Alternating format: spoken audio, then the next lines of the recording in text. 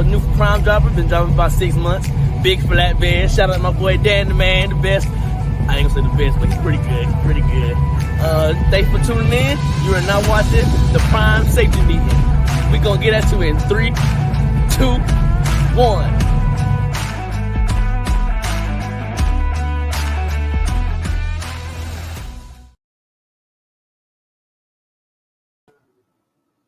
Good Friday morning, everybody. Welcome to the Prime Safety Meeting. My name is Dennis Davis. I'm the understudy. Steve Field, our Director of Safety, is out today. Shout out to my guy Snacks for bringing us in on an exciting Friday morning in the right way. Today is May 7th. We're so excited. We're downstairs in the basement of the Z building doing our safety meeting COVID style. We're really excited to get back to our normal facility over in the Millennium Building in the cafeteria, right in front of all of our favorite people, our drivers. We'll have everybody bundled into one space. So it's going to be a little bit nerve-wracking, but I think we can do it. Once we get the green light from Robert and Dr. A, we'll be excited to get back to what we're normally accustomed to and what this company is all about, culture.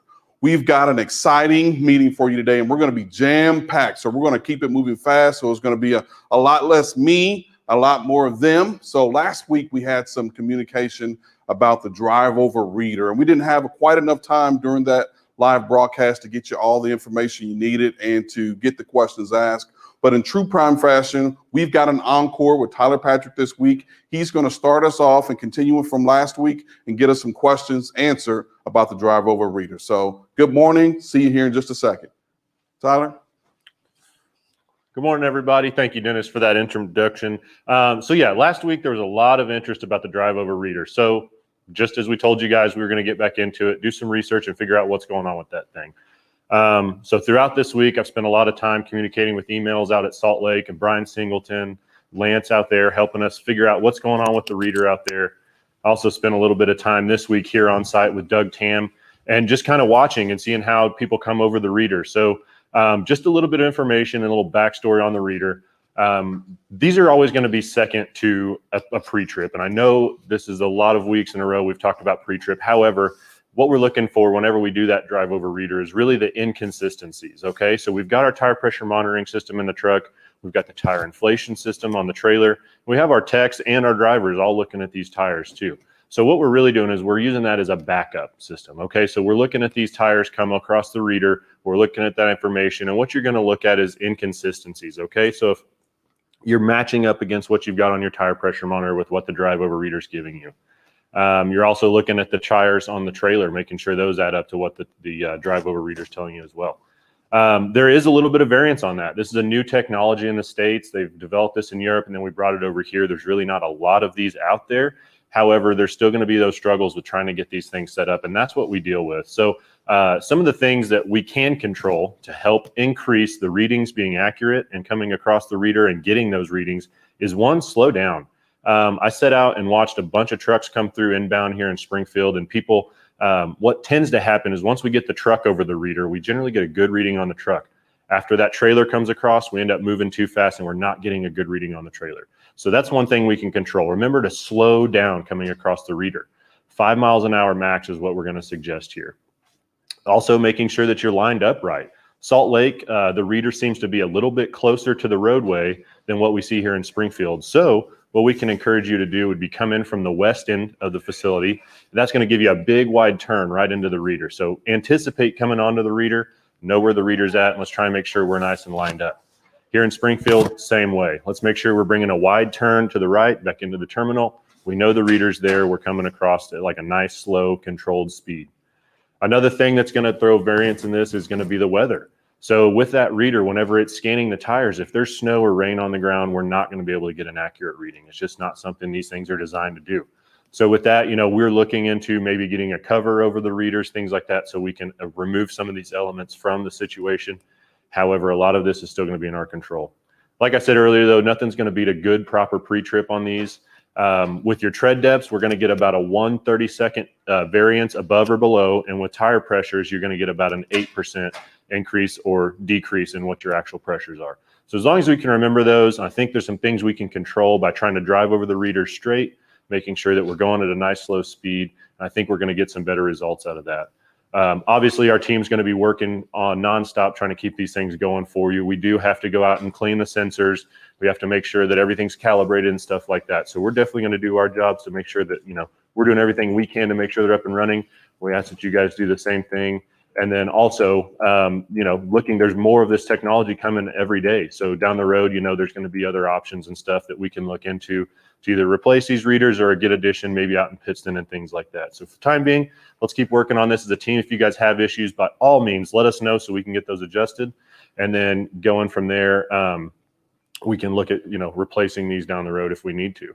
We got a question, it looks like. You have one question. Has Yeah. Prime thought about purchasing a trailer top snow remover? Man, those things are very cool. I know that there's been talk about it. I don't think that we've actually made a decision, yay or nay, on those. But you talk about a cool piece of equipment; those are pretty awesome. All right. Well, thank you guys so much. I'm going to go ahead and introduce Heather and Amber from Cardinal Sleep. So you guys have a great Friday. Thanks for having me back. Good morning, everybody. I'm Heather with Cardinal Sleep, and I am here with some big news. We are now open in Salt Lake City. So if you need replacement products, if you need to schedule a sleep study, we are going to be there full time. Right now, if you need to order anything, you can also do that Amber will be there Tuesday, Wednesday, and Thursday from 9 to 3. We'll schedule studies starting out on Wednesday nights. And if you need anything on any other day, if you'll get in touch with Amber, she will get you set up where you can pick it up on the weekend. You can pick it up after hours. So it's going to work out great. We did a little bit of that during COVID when we were shut down last year here, and it worked out perfect. Just get in touch with us ahead of time. We'll make sure that you have what you need when you get to the terminal. As far as if you need a sleep study, I know we're working with Concentra out there to get referrals. So if you feel like you're having issues and you want to go in to Salt Lake City instead of come here, you can definitely do that. And then get in touch with Dr. Anderson at Concentra there, and he can get the referral for you. If you need anything else, get a hold of me, get a hold of Amber. Amber McLane is registered in sleep. She's got about 15 years of experience. She's wonderful. She's fantastic. You're going to love her. She's super helpful, and anything that you need out there, she's going to be able to take care of for you for sure. So get in touch with her there. Later, we'll put on our Facebook things to look for, signs and symptoms. Also put all the hours that we've talked about, and let you know where you need to call if you want to make orders and have them waiting for you, or if you need things shipped, those kind of things. So, is that it? That's it. All questions. right. You got off easy. Thank you very much. Hello, good morning, and welcome. My name is Amber McLane, clinical sleep educator at Cardinal Sleep in Salt Lake City. That is right, we are now officially open. We are here Tuesdays, Wednesdays, and Thursdays from 9 a.m. to 3 p.m. So come check us out. We have a beautiful new sleep lab. And if you are needing any new CPAP supplies, we are stocked. Lastly, if you don't mind giving us a like and a follow on our social media pages under Cardinal Sleep on Facebook and Instagram, we'll see you there. Back and better than ever. Thank you, Tyler, and thank you, Heather, for giving us that great information. One of the things that's probably going to take the bulk of this meeting, we're going to talk to Stan Kasterke about our training program. Our training program is probably get more questions and comments about this than any, and we don't have anybody better in the company to answer these questions other than Mr. Stan Kasterke. Stan, you want to come on up? Thanks, Dennis. Hey, everyone. Hope you're all doing well today and staying safe out there on the roads. It's great to see everybody coming in and saying hello from North Carolina. Kevin Ford, good morning to you. So I do want to talk a little about the driver training program. Our corporate pilot. You may need a mic. Sorry. Okay. Now you can hear me. So I want to kind of put things into perspective here a little bit with our corporate pilots. They came through our driver training program to get their CDL because Prime's not going to pay somebody else to fuel our plane. We're pretty efficient, pretty self-sufficient. So we're going to do that ourselves. Our corporate pilots say that it was more stressful for them to come through the driver training program to get their CDL than it was to certify to be a pilot. That kind of put it into perspective for me. And, as I think through the process, I'm not a pilot, but but I've ridden on a plane before, so I guess I know a little bit about that. So, you know, the pilots, when they certify, they have to know how to take off. They have to know how to program they have to do trip planning from point A to point B, and they have to know how to land the plane. That, to me, is probably the most important part of it. As a truck driver and coming through the driver training program, we have to do trip planning. We have to get from point A to point B. There's a lot more traffic on the ground than there are planes in the air from what I've seen. So there's a lot of stress. So when you're someone who's never driven a truck, maybe you've been in heavy traffic, maybe you live in a big city or something like that, but you're kind of used to traffic, it can be extremely stressful. You don't know what you're doing to a certain point. You have that instructor and that trainer in there to help you through that process. This stress creates some tension at times. You know, I've been married almost 38 years. My wife and I, when we go on vacation, I can tell you that probably by the end of the week, she is probably ready to not necessarily have me as close to her as what she was at the beginning of the week. So you kind of have that beginning process. I'm excited. I have my instructor. I have my trainer. We're getting out there. There's a lot of stress with traffic, and there's stress with learning how to do this job. And that can create some tension in the truck. And that's, in my opinion, and from what I've seen in my experience here, that seems to be where at times when we start not getting along, that's where that happens. So, you know, any questions that you have about that, as far as our assignments and things like that, here a few years ago, we started a process that we do personality assessments, not personality assessments, it's core value. It's a core value survey. We have found that whenever we started doing that it really did help with placement.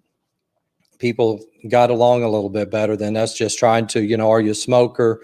Where do you live? And some of that stuff. The core value has definitely helped our placement process, but it's not a perfect situation.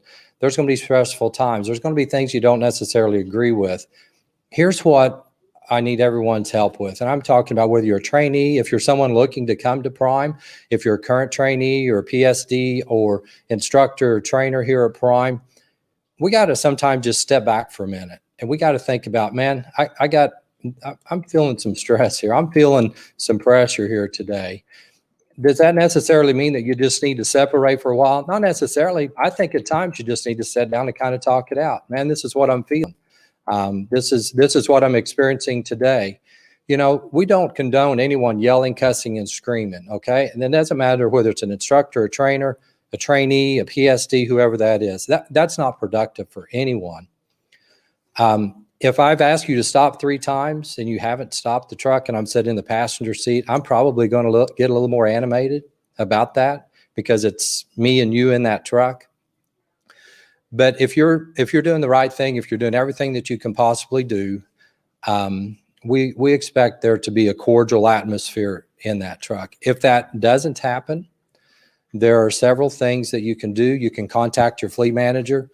Prime is a trucking company. You know, we're open 365 days a year, 7 days a week, 24 hours a day, except leap year. And then we're open 366 days a year. Okay. So there is always someone here. If you're having a problem with the instructor, with the trainer, if you just need somebody to talk to, we're here to help you. Okay. You have my direct line. If you don't, I'll have Andrea post that here a little bit later, my direct line to my phone. You can call me. We have Steve Tassin, who is the TNT placement manager here as well. We're here to help you. We support you. You are the growth of Prime. You are who we need here at Prime. I can only, if I were a truck driver, I could only drive one truck. We need everyone here for Prime to be successful. We have a question. Do you have paperwork for trip planning? Do we have what? Paperwork or any training for trip planning? You know, we don't have paperwork for trip planning, but the great thing about Prime and our driver training program is you should be getting that in the process of training. You know, once you pass the CDL exam, you're with that lead seat with that driver, and that should be part of the training process with them, is to actually show you, we're picking up here, this is how many hours that we have, this is when we're planning on delivering. So that is part of the on-the-job training that we're looking for our trainers to do. We do have a question about, Tim said he's seen several PNT students who in PSD never went out on the road. So why would that happen, and what do they do if they have any concerns about that student? So here's your fleet manager. Talk to your fleet manager if you have any concerns. You know, if a CC comes in from a truck driving school, they don't have any over-the-road experience, or very little anyway. We try to have everyone who comes to Prime, our program is that you're going to go over the road with a PSD instructor. We're very fortunate that a lot of people want to come to work at Prime. At times, we have more PSDs coming in than we have instructors to teach them. And those individuals, and a lot of you, 60% of our fleet came through our PSD program. So a lot of you can relate to this, that, man, I quit my job. I saved up just enough money and I paid my bills up just enough to plan on 3 to 4 weeks out on the road. I'm going to get my CDL, then I'm going to start making a paycheck. We want to make sure that those people, and maybe some of you are watching now, those of you who have made that life commitment to Prime, that you're giving up everything to start this, that we can help you go through that process and get your CDL as quickly as possible. And then the TNT phase is where we expect our trainers to help you understand how to become a professional driver. Charles Smith said, when will federal training standards be implemented? I appreciate you, Charles. You do a great job out there. So February 7th of 2022 is when the feds are saying that they're going to start enforcing the ELDT, which is entry-level driver training. We do everything already to meet the requirements of the ELDT rule. We got a little bit of documentation we need to do, but we already meet those standards. We do have to certify as a training provider through the feds. So there's some stuff on my side that I've got to get taken care of, but and they haven't opened that up yet for us to actually go in and register for that. So we're waiting on them on that part. Mark asked, how fast can you go on the yard? How fast can you go on the yard? Well, that sounds like a safety question, but I'm going to answer it very slow. 10 miles per hour probably is, in my opinion, a maximum. That's kind of been the rule that I've always gone by. Just be safe out there. Watch as you're coming by trailers and things like that. Use your good judgment. Did you see someone walk behind that trailer? Just always approach cautiously. On the turn, swing out. Make sure you're not running over the grass and stuff or knocking the trees down here. So hopefully that's a good answer, or the answer. Okay. Great. Thanks. Okay. Anything else? No? Okay. Hey, I appreciate you all, and I'll look forward to seeing you. Come and see me at the plaza when you get in town. Oh, and next we have Sam Messick, one of the smartest guys here at Prime. I'm going to let him talk. You'll learn a lot from him. Thank you. Thank you, Stan. Hey, good morning, everybody. Just give you a couple pieces of information before I get into the info that I know everybody's waiting on, which is what's going on with our current fuel bid and what is the fuel pricing going to look like in our network in the upcoming year. But a couple things first. One, we have been working with our IT group to help add some additional transparency to you all as operators as it relates to fuel en route recommendations. So one of the questions that we get a lot about fuel en route recommendations that are generated when you send in a macro 27, and we also send them in send them to you at the time of dispatch, is why is this taking me way out of route compared to the route that I'm used to taking? And a lot of the time, the reason why we're taking you so significantly out of what we would call your base route is because of potential toll savings by taking a different route, or maybe even fuel savings by taking a different route. So one of the things that we've recently added, you might have seen it start to show up within the last day or two, is we've started sending toll savings at the bottom of your fuel en route recommendation message that you're getting on your Qualcomm. So if you scroll down to the bottom of the message, there's some information about DE. It says something about DEF down toward the bottom of the recommendation, but you will start to see a line there that says recommended tolls versus base tolls. So what we're hoping to do there is just give you an idea of why we recommended, one of the major reasons maybe why we recommended some significant out of route on this particular trip for you. I think what you'll notice sometimes is that these toll savings can be massive. You're talking on some of these trips, it's well over $100 worth of tolls that we're potentially going to save you by recommending that you take a different route than your base route. I know we get a lot of questions at the fuel desk about, hey, why am I so far out of route, or why is it recommending that I go so far out of route? Hopefully when you see those toll savings, that'll give you a little bit better of an idea sometimes why we're routing you so much differently than you're used to being routed. Andrea has one question. I think you're going to cover it, but Jeremy asked any updates on fuel contracts. Yeah, I'll get to that here at the end. One other thing that I wanted to mention is I get a lot of questions sometimes about Navigo and fuel en route, and they're really two independent systems, but our IT group has done a great job of making sure that they communicate well, and that overall the fuel recommendation that you're getting should match perfectly with the Navigo routing that you're using as well. The one thing to keep in mind is if you are requesting that your fuel stops be included in Navigo, which you can do that on the Macro 27, but if you're requesting that those fuel stops be included in the Navigo routing, if at any time during your dispatch you go into Navigo and just say, I want to go, like you just enter a destination into Navigo, that the routing that you get from Navigo when you just enter a destination may be completely different than the routing that Navigo is going to give you if you requested that fuel stops be included in your route. Because if you request that fuel stops be included in your route, Navigo might be taking you significantly out of base route or out of your normal route to, like I said earlier, avoid toll costs, get better fuel savings, a lot of different items that it might be considering. But if you're just entering a destination into Navigo, it's just picking the quickest route from point A to point B, the quickest, safest, legal route from point A to point B. So just keep that in mind. I always recommend making sure that you're following the routing that Navigo gives you with fuel stops included. It can cause some issues if you just enter a destination into Navigo. But fuel bid, where are we at on things? So I know this is taking forever. The good news is that we have really good fuel discounts right now. So this being delayed isn't necessarily a bad thing for you all. You're still getting fantastic fuel pricing today. So we have had lots of calls over the last couple of weeks going back and forth, negotiating what is hopefully the best fuel prices possible for you all.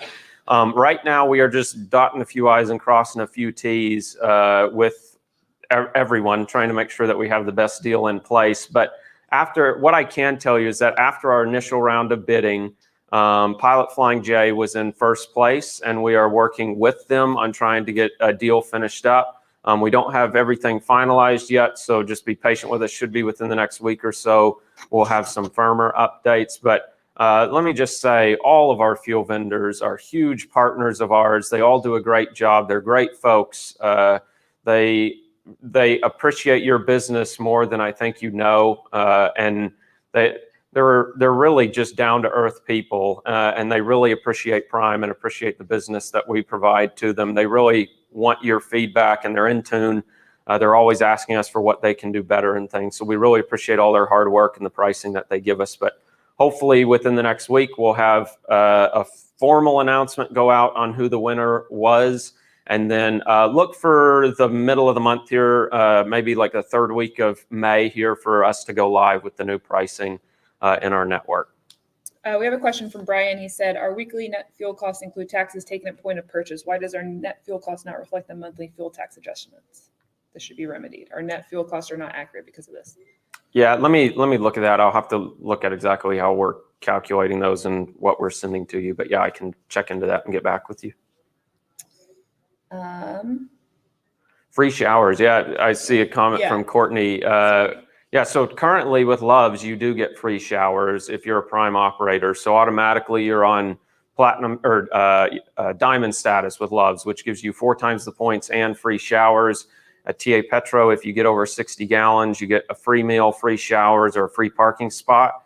And as part of our new fuel deal, we would also have similar rewards available, or a little bit different, but very similar in concept to the rewards that we have today. So there's definitely free showers available to you.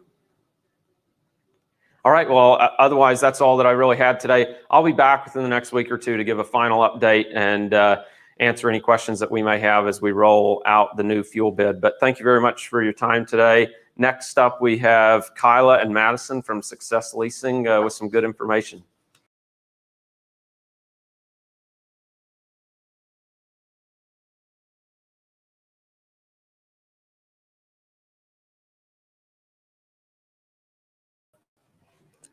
Hi guys, I'm Kylah from Success Leasing, and I've got Maddie here with me today. We are going to go over a couple updates on kind of our status on new trucks. We are still running a little bit behind. We're at about 2 to 3 week delay right now with everything this last year. We've experienced everything from part shortages. Now we're dealing with transportation issues, getting the trucks here to Springfield from the various stages in the process. We are working with the manufacturers. We get daily emails and updates on kind of where each truck is at in the stat or, in the queue. And Haley is reaching out and giving those updates to those that have ordered trucks. We're still pretty sparse on trucks as far as upgrades go. We are working those trucks as fast as we can through the shops once they get turned in or delivered. If you are waiting to upgrade, you can always check with your fleet manager on where you're at on the upgrade availability list to come into classes. And we will be communicating with them on how many we are releasing to have come in. We are going to now talk about the end of lease process. That's what Maddie handles in our department. So if you have an ordered truck that you are waiting to turn your end of lease truck in, Haley will contact you 30 days before your truck is due to come in. And then once you get here for end of lease, you'll want to schedule your appointment with Bay 47 for your turn-in inspection. And I'll let Maddie go over the rest of the end of lease process. Yeah, so once you turn your truck into Bay 47, we get messages, and so then I add them to my spreadsheet, and I kind of take over the process from there. I communicate with all the shops daily on working that truck through, getting those bills for the repairs and such. And then when your payout is complete, we are running about 3 to 5 business days right now to have these completed, as long as you don't have any garnishment or any out of warranty charges on the truck. Once your payout is fully completed, I then email you directly. You'll have a cover sheet which shows the breakdown of your lease completion, and then every single invoice is attached along with notes that we have made on them. On the email, there is my phone number directly. So if you need or have any questions, you can always give me a call, and I'm happy to go over them. That's about all I have.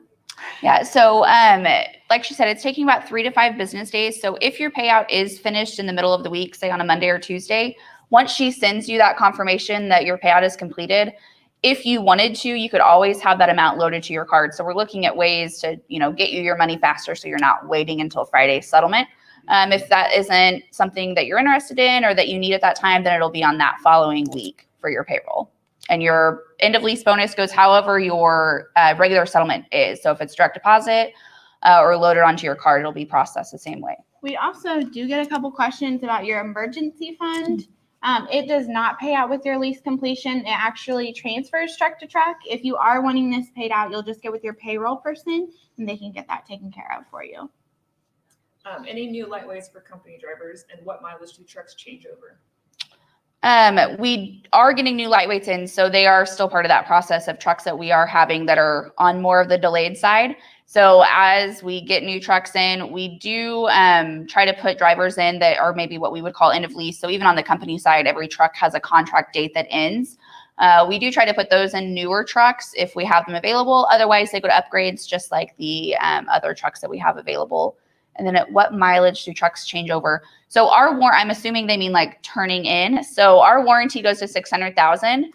So we will always run them right up to that point. On the company side, we don't really end them early unless they're getting close to that warranty period. On the lease side, there's a Schedule D in your contract, which is what would qualify you to end your lease early, but it's based on your miles, not necessarily, based on your weeks, not your miles necessarily. Alfred Hink said, what are we doing for drivers who didn't get their lease completion and don't come to Springfield? So this is a question that we have been getting, and we are brainstorming different ideas to get all of those drivers caught up. We're looking at maybe doing gift certificates or prime points. We don't have anything final yet, but as soon as we do, we will be sure to update right here. Great. Anything else? I don't have anything else. That was an easy week. All right. Thanks, guys. Have a good weekend.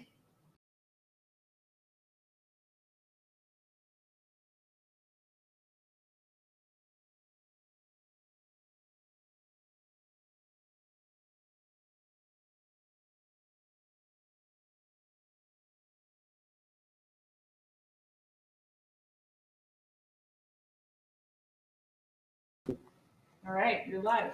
Okay. Good morning, everybody.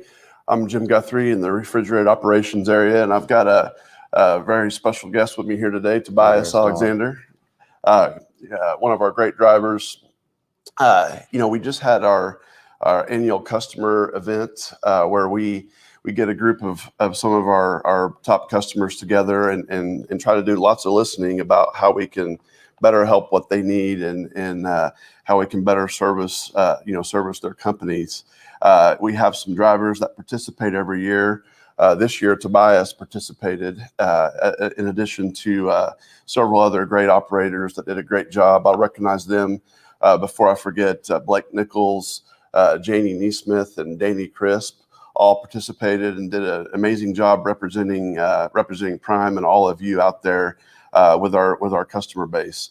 So I wanted to bring Tobias up and ask Tobias, what are some of your takeaways from what customers are asking for us? From us? The same thing that they normally ask for. It's just capacity. But with us dealing with COVID over the last 15 months or so, our number of drivers that we have on the road in the industry is down. So industry is down for trucks, drivers, more capacity. They need even more trucks. So that's really all that they're asking from us from a Prime standpoint. Is there any way for us to give them the trucks that they need? It's been a hassle for us. We're trying to work through it, but it's been rough.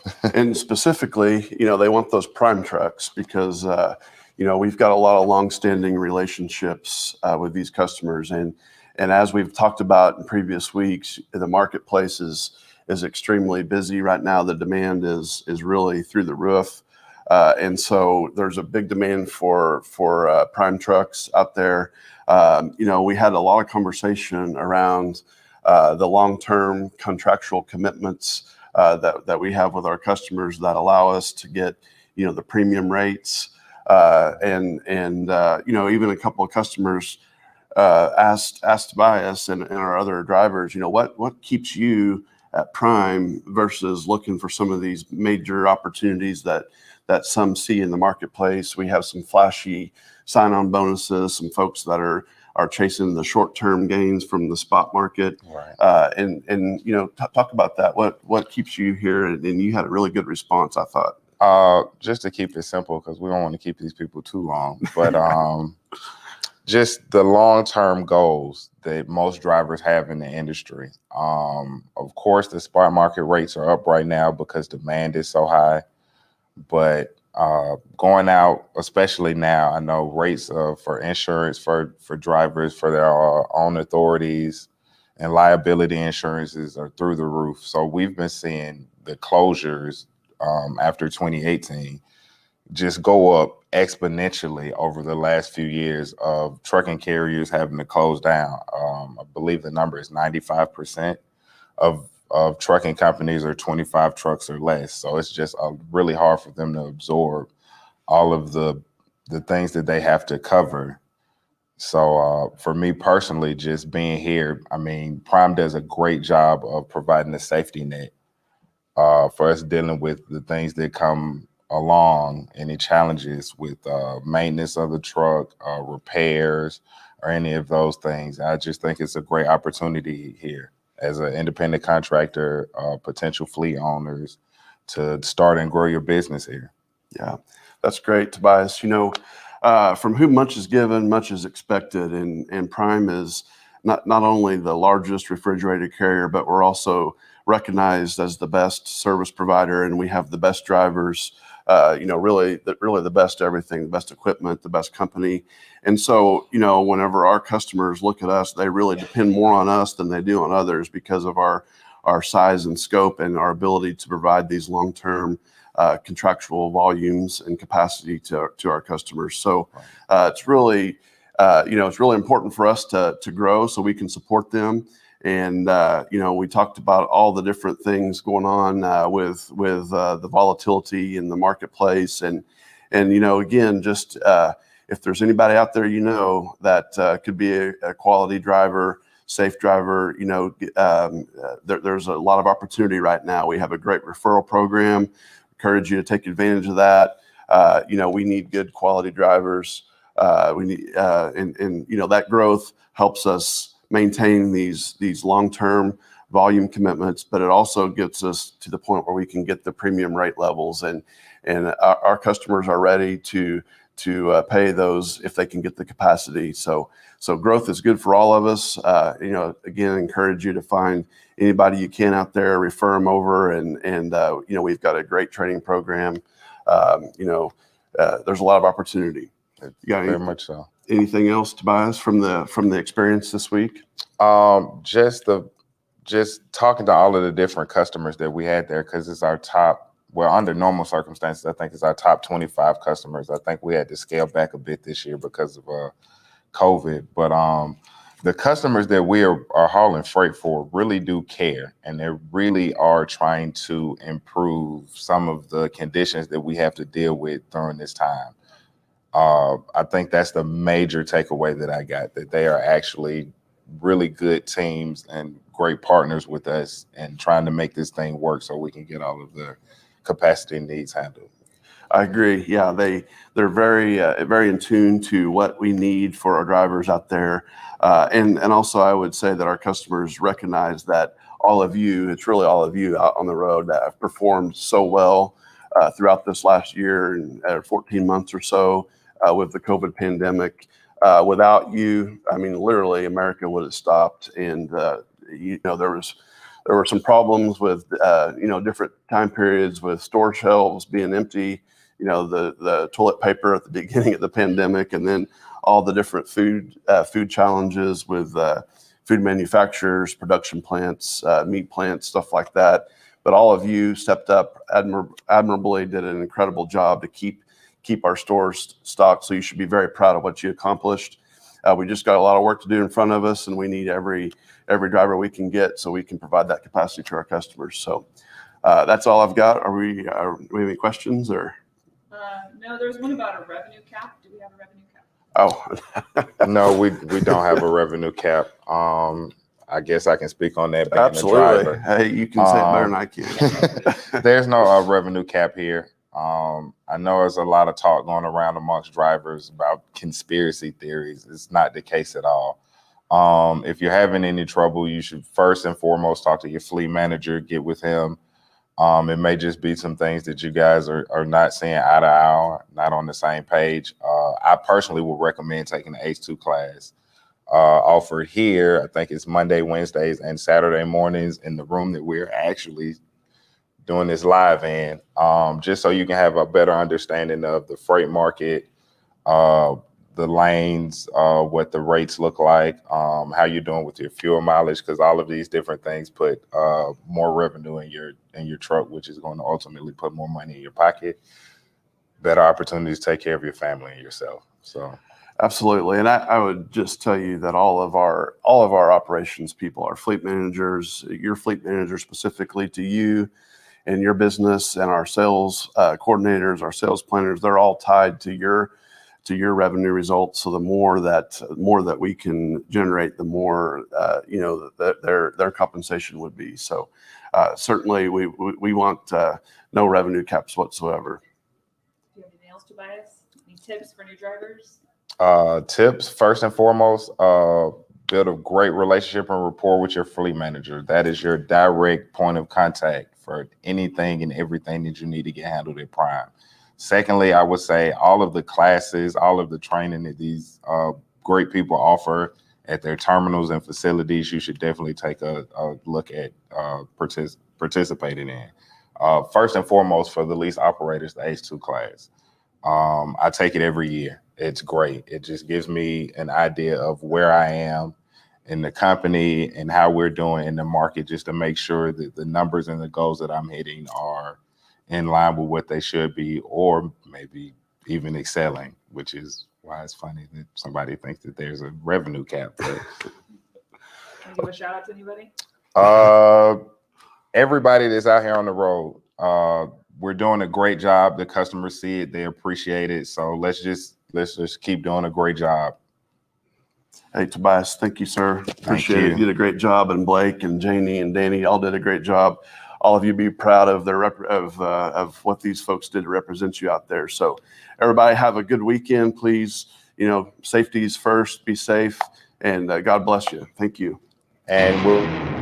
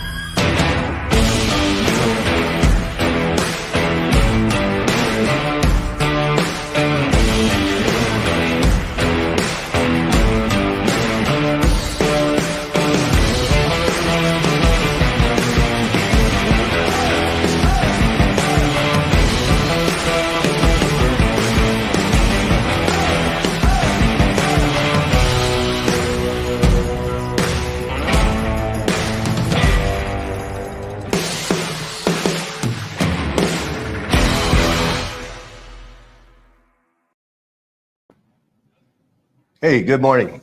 Here we are Friday again. Good revenue cap. What's that? Give me a break. I mean, everybody understands how we make money. The more revenue, the better we do. Growth. So we don't want to put a cap on anybody's revenue. We want a revenue minimum, not a revenue cap. Let's crank it up, Steve. Come on. Without growth, there is no growth. We just got to stay after it. We did really have a good customer advisory board meeting, didn't you think?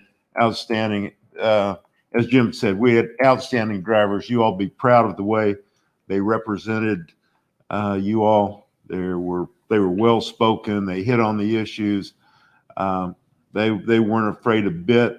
They just waded right in there, and we're very, very fortunate to have folks like those four and many, many others. Yeah, I agree. It's interesting because our customers really enjoy and look forward to talking to our drivers more than they want to talk to us.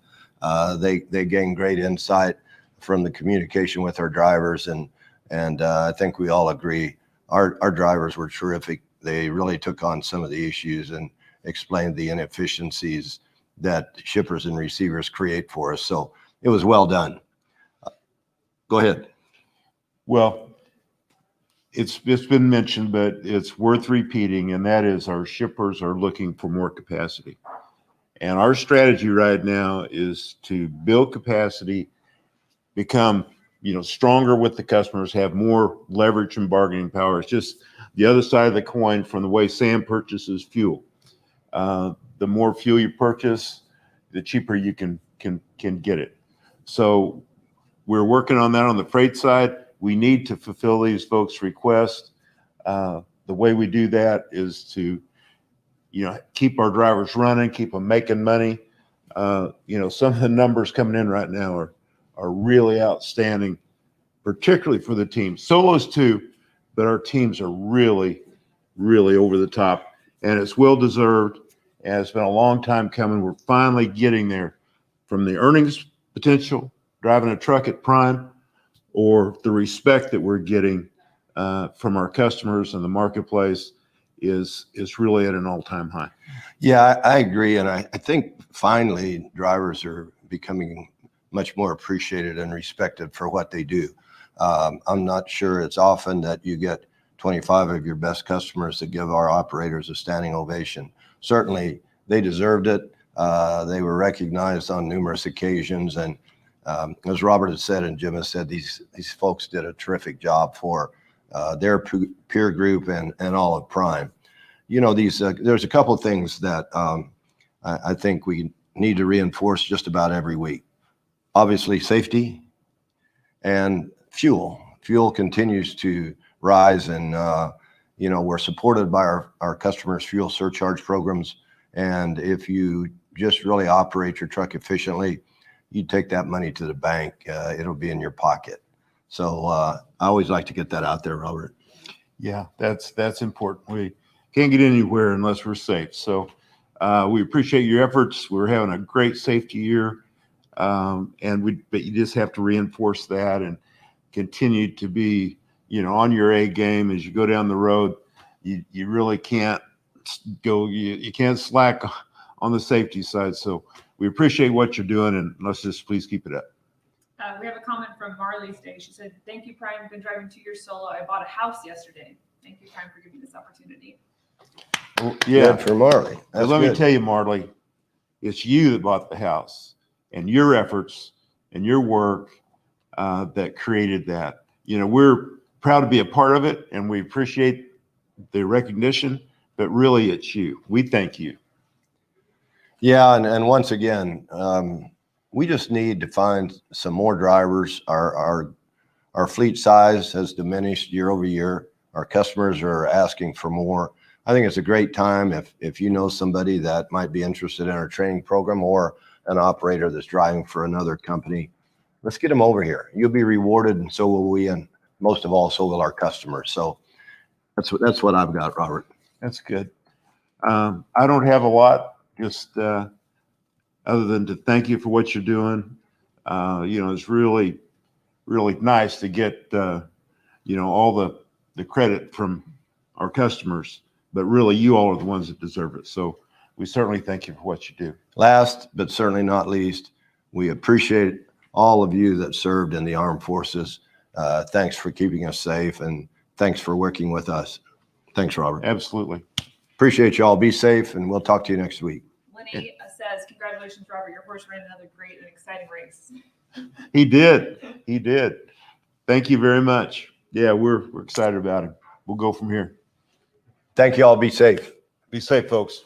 Thank you. Thanks for tuning in. Sorry you can't stay a little longer, but be sure to get at us next week. Bye, y'all.